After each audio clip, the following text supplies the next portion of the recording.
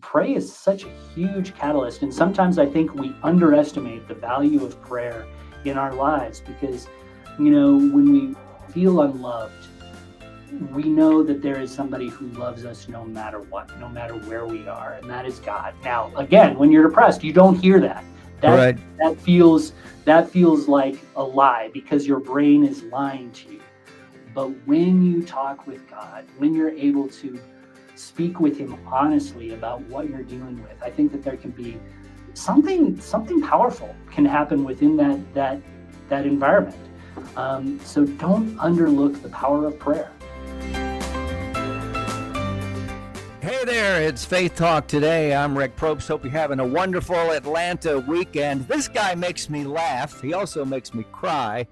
And I love his wardrobe. He usually wears a pair of tights and a cape, but today he's got this really cool shirt on with a lanyard that has the old Batman insignia on it. It's focused on the family's Paul Asay.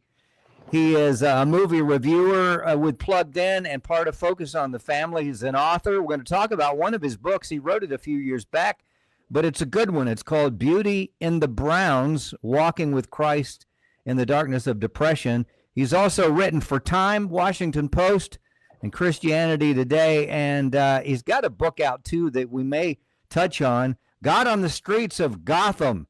That, of course, born out of his love for superheroes. That's why I say he's wearing usually tights and a cape, but not today. Paul, how are you? I'm doing great, Rick. How are you doing? I'm doing great. How many times have you gotten an intro like that? Probably the first and the last, right? I wish that I could wear tights and a cape into interviews. I think that would make them all just that much better, right?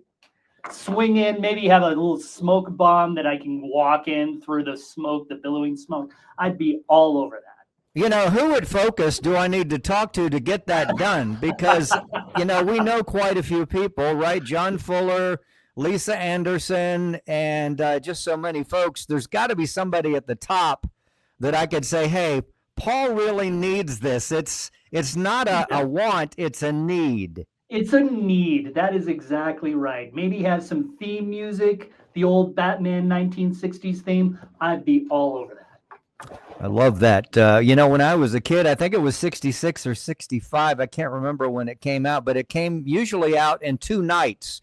The part one came out, and then of course it had that cliffhanger, and then you tuned in the next night, and I was driven by that series. And then later, as an adult, I watched it. I didn't realize it was a comedy. I thought it was real. Yeah, that was my take too. I remember seeing some reruns when I was a little kid, and I thought this is the most exciting show I have ever seen. Yeah. And then you watch it now. My wife actually got me the entire Blu-ray collection because I have a very, very nice one. And yeah, it was a little bit different than I imagined. Yeah, way to go, Wendy. She gets points for that. Donna? Oh, she's not here. My wife, Donna, she needs to know what's up. Paul Asay is here with us and Focus on the Family. I mentioned the book, Beauty in the Browns. I want to talk about that in a second. I mentioned to Paul that now this is a candid book about Paul's struggle with depression. Since he can remember, I myself have the same issue. And as I mentioned yesterday, I had a tough one, and I downloaded this book on Audible, and I got through the first chapter, and it made me laugh, it made me cry, but it also made me realize that I'm not the only one. I think Paul and I were separated at birth. I'm not so sure he's in for that, but I do want to know this, Paul. Did you tell your parents you wanted to be a movie reviewer, and what was their response to that? It couldn't have been good. Yeah. There was definitely some issues behind that. No, I actually started out in newspaper reporting. So when I was a little kid, the only thing that I knew how to do was write. That was the only thing. And I thought, what am I going to do with writing? I could write the great American novel, which would be great. But I thought I probably need a fallback position. So I went into journalism. And that's sort of where I spent the first part of my career. the the movie reviewing sort of dropped into my lap. So Hmm. that was not only a surprise to my parents, but a surprise to me too. So there you have it.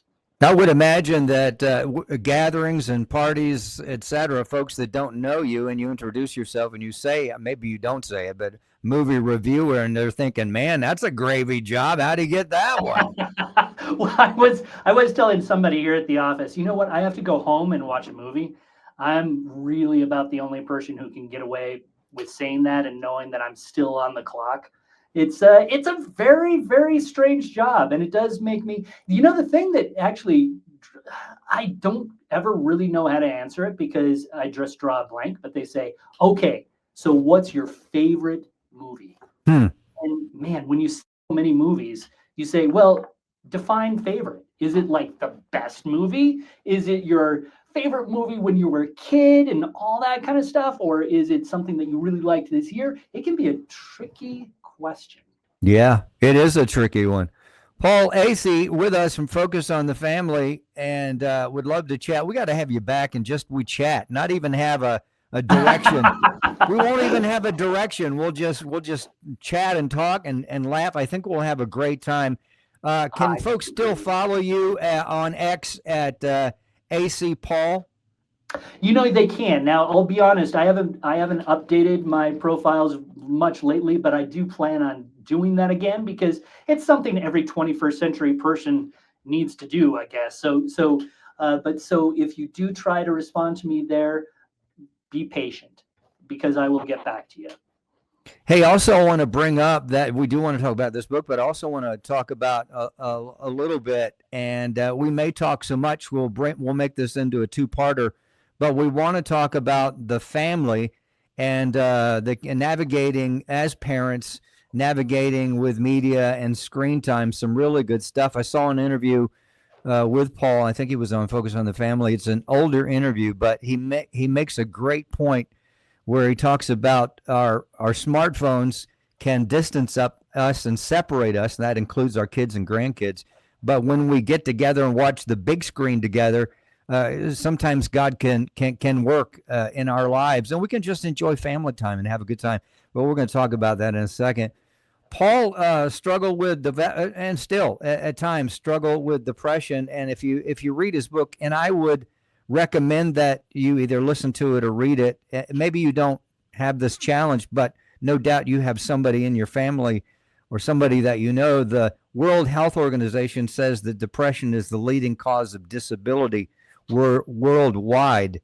And so it's a serious thing. When it affects me, it is a serious thing, not only for myself, but for those around me. Here's one quote that I got many, Paul, but this one I love. We try to hide this, of course, and I did for years hide the depression, even from my wife.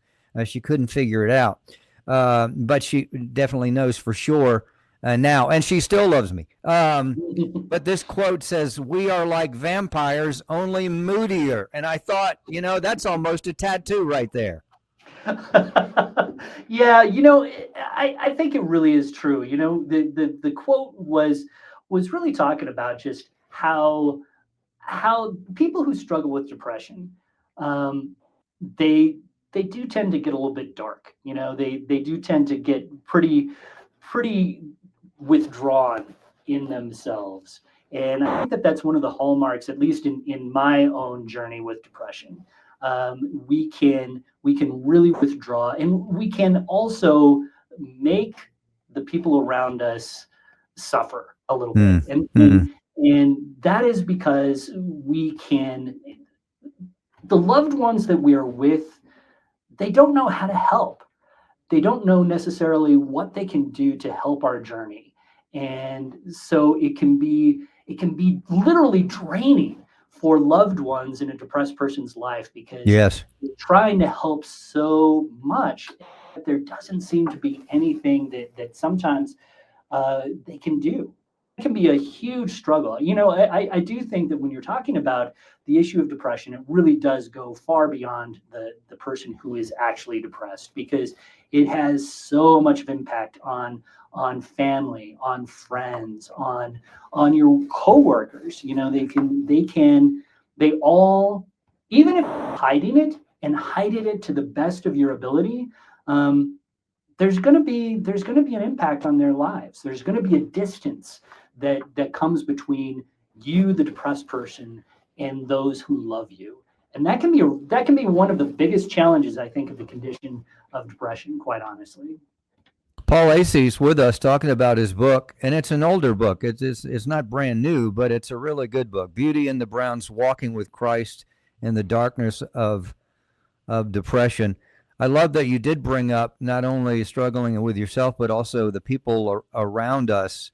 And, various things have been tried with myself. It's the just get over it. And this is not my wife, but you need to just get over it. Or, definitely you need to talk. Obviously you need to talk to someone that understands to walk you through it, depending on the severity of the depression, I guess. But talk a little bit about, if you will, somebody from the outside, first of all, looking in, what's the first thing they can do to help? The very first thing is a very quiet thing, and that is, I think that one of the things that I have found is that, again, when we talk about sort of the idea of you retreat within yourself, you wrap yourself up. I think I describe it in the book as you kind of throw yourself into your own little dungeon. Yeah.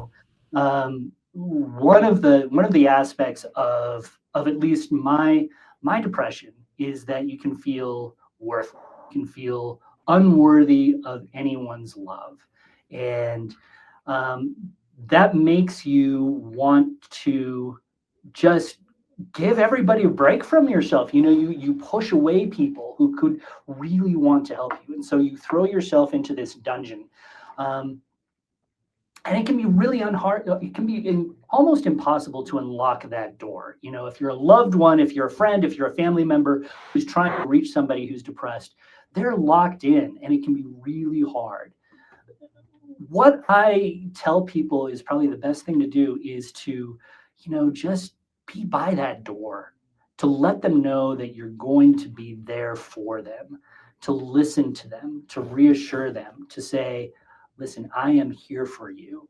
Because when you're in that pit, when you're in that dungeon, all the platitudes, all the ideas that, you're worthwhile, they tell you to get over it or whatnot, all those things, when you're depressed, they don't make a difference.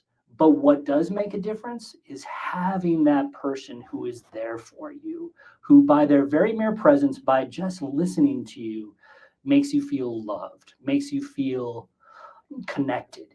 And when everything in your own, weird brain is telling you to connect from people, that insistence on connection can make such a huge, huge difference in a depressed person's life. He is a movie reviewer by day, Paul Asay, and a superhero by night. That's why sometimes he gets real tired and a little bit late for work. Oh, did I say that out loud? How do superheroes do that? They never seem to be tired the next day. They're out all night. But anyway, we're talking about his book, Beauty and the Browns, Walking with Christ in the Darkness. We really want you to listen to this and read it. There's no way that we can, just exhaust this book or this topic, but it's a real issue. Real quick, and we did just talk about the family, and then we'll move along, Paul. Someone like myself, first step in getting better. There's obviously something that I need to do. Those that are struggling with depression need to do. What's the first thing? Man, that is a really great question. And I think that in some ways, it can vary from person to person. I will tell you what worked in my own walk, or what started to work. And let me be honest with you. When you are in the depths of depression, what I am describing would feel like, oh yeah, just get out and take a swing at a baseball when you have a broken arm. Sometimes when you're in the midst of depression, the idea of doing much of anything can be just exhausting. When I was in the depth of my depression, I was on a couch for almost 3 weeks straight. And I would literally crawl to the bathroom. I wasn't eating. I wasn't sleeping. It was really, really hard. So this can be difficult at least to listen to. But I think there are a few things that you can do. Number one is honestly, just get outside and walk. There have been studies that have proven that just getting a little bit of exercise, getting outside, being able to enjoy the sunshine, being able to get the body moving, that can be as effective in some people as antidepressants can be. The idea of just getting your body moving can really help. Focus in on the world around you instead of so much internally. I think, again, when we're depressed, we sink within ourselves and it becomes all about us. It becomes all about just how miserable we feel, how much pain we're in. And that's very, very real. But when you turn outside of yourself and you're able to look at somebody else and maybe even help with their needs, that can not only pull us outside ourselves, but give us a feeling of self-worth. When we can help somebody else through something like that. The other thing is honestly pray. Pray is such a huge catalyst. And sometimes I think we underestimate the value of prayer in our lives because, when we feel unloved, we know that there is somebody who loves us no matter what, no matter where we are, and that is God. Now, again, when you're depressed, you don't hear that. That feels like a lie because your brain is lying to you. But when you talk with God, when you're able to speak with him honestly about what you're dealing with, I think that there can be something powerful can happen within that environment. So don't underlook the power of prayer.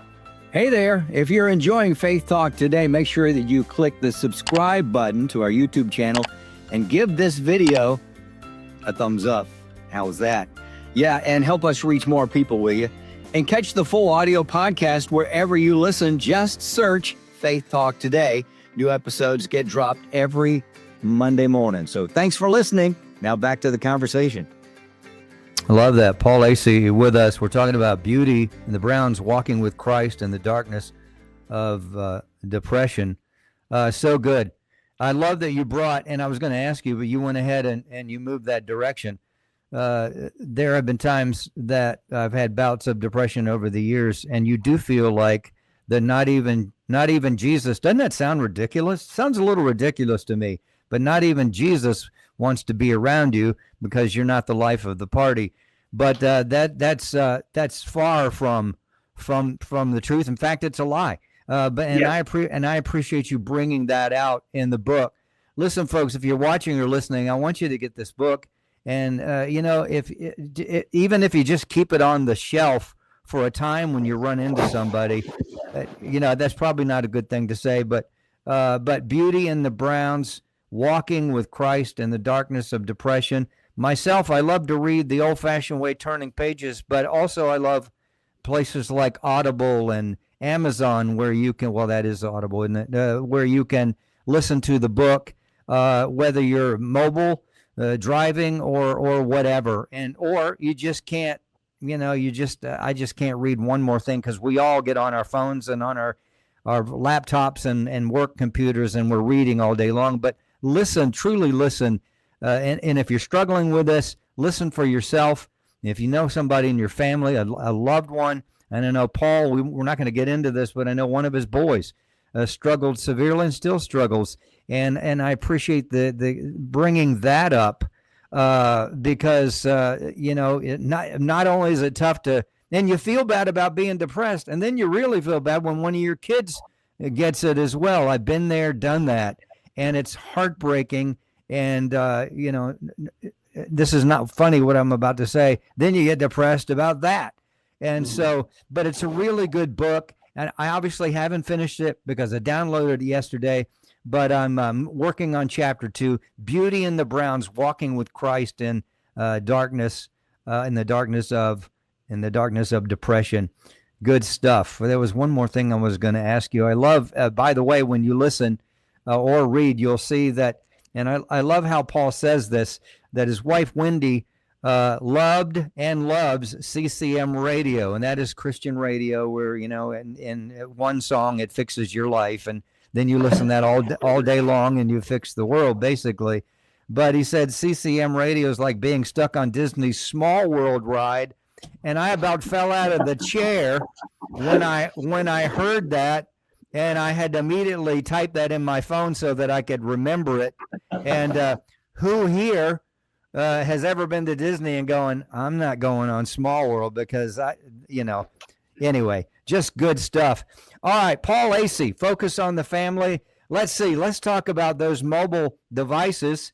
I'm using my mobile device even now. Just about everything, Paul, in my life is surrounded with this thing. It's a blessing and can be a curse. In fact, the other night, I was getting ready for bed, and I used my phone as an alarm and my Fitbit to make sure that I get up.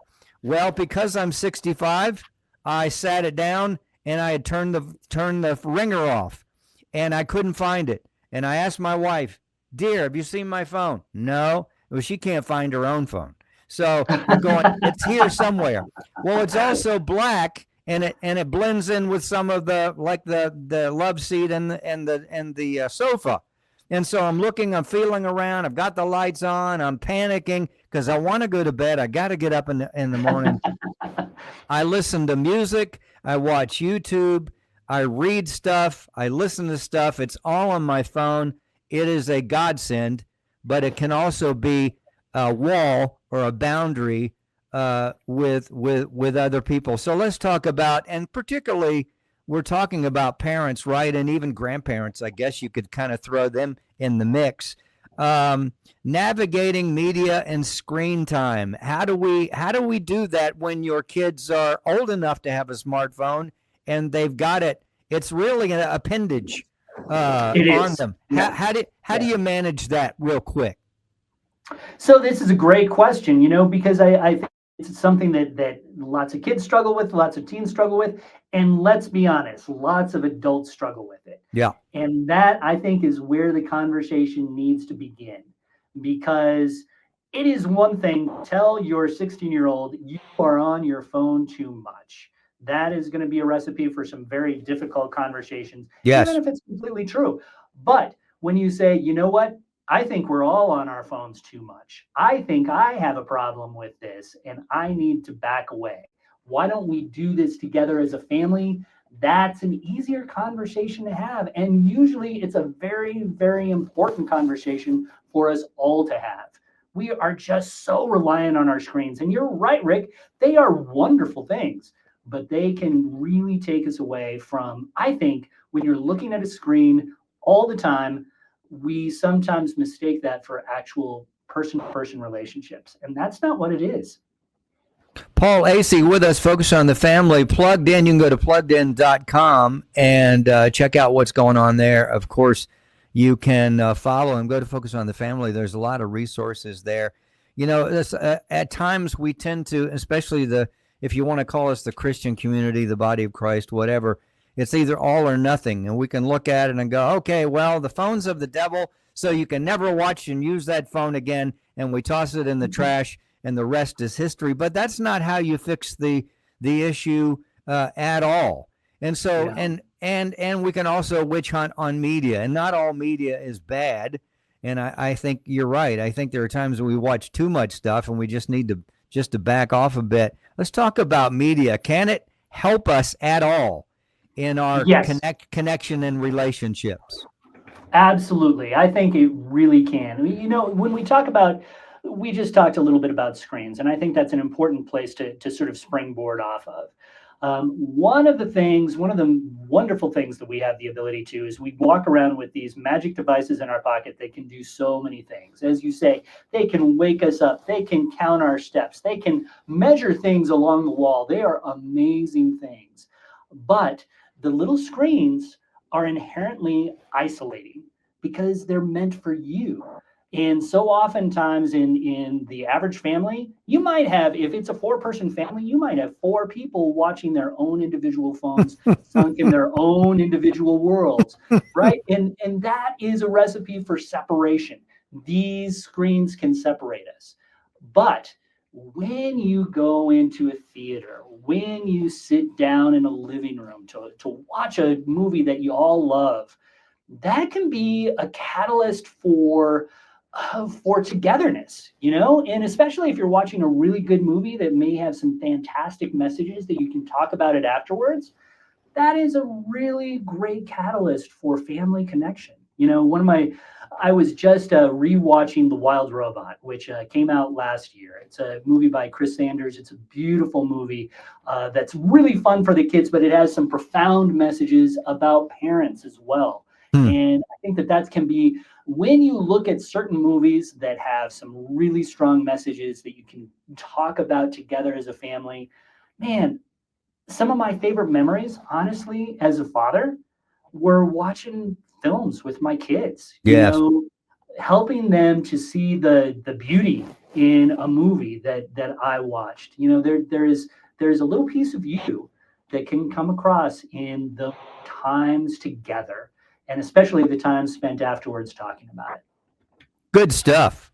Paul Asay with us from Focus on the Family, and as we mentioned earlier, that he is also a movie reviewer. A lot of movies out usually over the summer. We're segueing into the fall, and I guess sometimes we even have them for Christmas, right? The biggies usually for Christmas. True. Yeah. What about a surprise for you this summer? A movie or two that you've seen, and both maybe a surprise is like, wow, I didn't think it was going to be that good. It was going to be, okay, or even, wow, I thought that was going to be rough and I wouldn't be able to make it through, but it really surprised me. It had a good ending. It had a good theme. It had a good message. Can you give us one of each, maybe? That is a great question. So I will say that the movie that I just saw was a disappointment to me. Now, at Plugged In, we see everything. We see movies for kids, we see Christian movies, but we also see some hard R-rated movies as well. And I just saw one called The Long Walk that has gotten a lot of really positive buzz. It's based on a Stephen King book. The movie was well crafted. It was incredibly dark and incredibly depressing. And even though it had some positive messages throughout, it undercut them all at the end. I will just say that was probably the biggest disappointment that I had this summer. On the flip side, I'm going to give you sort of something that might be a little bit controversial. Sketch. So this was a movie released by Angel Studios. It is a quasi kid-friendly horror movie. That is going to sound very strange, right? It's about this little girl who is dealing with a lot of emotions, right? She draws out all of her emotions on paper. She has these really terrifying monsters that she draws. During the course of the movie, these monsters come to life, and that's sort of where the movie sort of springboards into. The film can be very scary, actually. The director knows his horror movie tropes, and so for little kids, it can be very scary. And yet, for families that can sort of navigate that weird premise and can navigate sort of the little frightening moments that are in there, it has some wonderful messages about how we process grief, how we process anger. And as we had sort of talked a little bit about, the idea of some of these difficult emotions, it's very close to my heart. The movie tells, not only, it gives permission to say, you know what? It's okay to be hurting. It's okay to be angry. It depends on how you process it. And it encourages parents to wrap their arms around their hurting kids and reminds them that it's okay for parents to be hurting and angry too, not just to shove it all down, but to actually process it, to deal with it, to hopefully let it out. And that is it's a healthier place to be. So yeah, Sketch would probably be the surprise, but just read the Plugged In review first before you actually take your kids to see it, because it does have some issues. That's pluggedin.com to read the reviews. All right, we're running out of time, but I do want to ask you, and I would love to have you back. Again, you're always fun, and you always bring the good stuff. You bring the juice, Paul. You bring the juice. That's because you're a superhero, right? Superhero by night. Coming up, as I mentioned, usually movies come out not really in the fall that much, but more in the around Christmas time. What are you excited about in the future that's good? Something that we can all enjoy? Boy, that is going to be a really good question. So much of it we actually haven't seen yet, right? So it's hard to say for sure what's coming out. I'm going to be pretty excited to see. There's a lot of stuff, actually. I do know that we're looking at some really strong movies that are coming out. We have a lot of faith-based movies are coming out, oddly enough. I think there's something like 19 faith-based movies that are in the theaters. So that could be interesting. They can be a little bit hit and miss, but they seem like they're getting stronger as time goes on. I'm going to be really interested to see Grow, for one thing. That is going to be a Fathom release that's coming out actually October 3rd. I'm going to be curious to see what that looks like. We've seen some really interesting films that are getting a lot of Oscar attention. I think that there's one starring Dwayne "The Rock" Johnson that has gotten a ton of press, actually. And that's going to be coming out very, very soon. I think it's called The Smashing Machine. This is going to be a difficult one. This is only going to be for probably adults, but it has gotten a lot of buzz, so I'm going to be curious to see what that looks like. Hey, read the reviews plugged in before you go, pluggedin.com. Paul knows his stuff, and he's got a huge heart. He loves the family, loves people, and loves God, but he also wants you to be entertained. Paul, I appreciate it. Hey, when Wendy says, let's go out and have some dinner and go to a movie, do you go, I do that for a living. I don't want to watch a movie. What do you guys do for fun? Do you go to movies? We take walks, actually. We hike a lot. Yeah, because it's true. We don't go to a lot of movies. I sometimes try to drag her to one. She is a big superhero fan too, which makes us pretty compatible. So probably the next movie we're going to see is maybe the new Superman movie. I think that we'd like to see that, actually. Once it's, we'll probably just watch it on the small screen, but I think that's going to be a fun one. My producer, Ezra, excited to see that. In fact, for months now, he wrapped a bath towel around his neck and been flying around the office. So that sounds like Ezra. I totally believe that. Yeah, so I need him just to see it so we can go past this stage. Paul, you're such a delight. Thank you for being candid. Thank you for writing what you do for Plugged In, but thank you for writing this book for me about depression. I look forward to finishing it and just being candid and positive in the sense that, hey, you're not just something just tossed away to the side, but you have value not only to people but also to Jesus, and I certainly do appreciate that. Love you to pieces, and talk to you. Love to talk to you maybe right around Christmas time about stuff that's going on.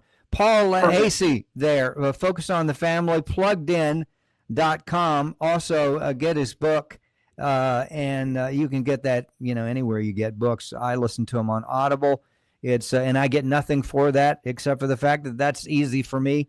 And I just want to help people by getting folks on here that help people really, really do. Hey, thank you so much for watching and listening. And again, you can go to FaithTalkAtlanta.com. I don't even know if I mentioned our own website, FaithTalkAtlanta.com. Find out more about Focus on the Family or FocusOnTheFamily.com. And coming up next week, a great guest, so join us for that. Have a good week. It is Faith Talk Today. Until next weekend, I'm Rick Probst. See ya. Hey, that's it for this episode of Faith Talk Today. But wait, there is more. You can go ahead and click the next video and keep watching videos and share them. And don't forget to subscribe to the channel and to the Faith Talk Today podcast.